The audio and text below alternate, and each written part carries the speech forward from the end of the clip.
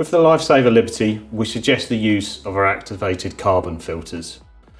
These remove chemicals, metals, bad taste and odour, and they simply fit in under the drinking spout. To remove,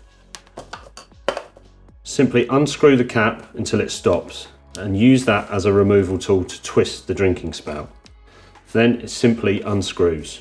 Lift it out once it's unscrewed and the carbon filter is fitted underneath. Remove the old filter and discard it.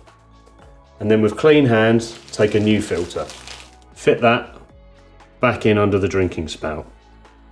Then you have to align this seal on the top of the Liberty bottle. Push it down and make sure it's in the right place. And then fit the new carbon and drinking spout over the top. Screw it down into place, ensuring that the seal stays in its location. To do it up tight, make sure you get the flow valve screwed up in line with the Liberty text. When you fit a new carbon disc, you will find that you get some black and grey dust particles which will wash out after your first few uses. These are completely harmless.